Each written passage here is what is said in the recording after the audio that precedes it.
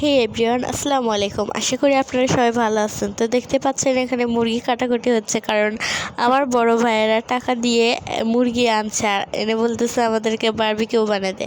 তো এখানে দেখতে পাচ্ছেন রিমু এগুলা কাটাকাটি করতেছে, তারপর ও কলিজা এগুলা কাটতেছে। ও কলিজা কাটতে গিয়ে পিঠ আউলে ফেলতেছে, আর জানেন তো পিঠটা কলিজার সাথে ভরলে কীরকম তেতো একটা। তারপরে এখানে অনেকগুলো কয়লা নিয়ে আসছে বারবিকিউয়ের জন্য।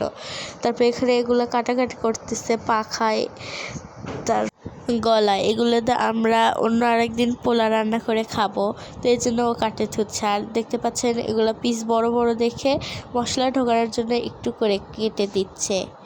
এখানে দেখতেই পাচ্ছেন কি কি উপকরণ। প্রথমে দুধ দিয়েছে, তারপরে এখন সয়া সস দিচ্ছে, হ্যাঁ ভালো করে দিচ্ছে। আর এগুলো কিন্তু করতেছে আমাদের রাকিব ভাইয়া, দেখেন দাঁত দিয়ে এখন বারবিকিউর মশলাটা ছিলতেছে। আর মশলা কিন্তু অনেক বেশি পরিমাণে দিতে হয়, কারণ এই মশলাটারই বেশি টেস্ট। তারপরে এখানে ধনিয়া বাটা, জিরা বাটা দিচ্ছে। সব কাজ আমরা করতেছি আর মনু ভাইয়ের বসে বসে অর্ডার দিচ্ছে। তো দেখেন রাকিব ভাই এখানে সব কিছুই দিয়ে দিচ্ছে। এখানে দিচ্ছে এখন মরিচের গুঁড়া একটু অল্প পরিমাণেরই দিলেও, কারণ সয়া সসেও কিন্তু ঝাল আছে।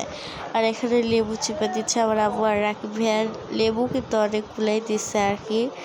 তারপরে দেখেন এখানে এখন ম্যারিনেট করতেছে ভালোভাবে, মশলাগুলো মিক্সড করতেছে রাকিব ভাইয়া।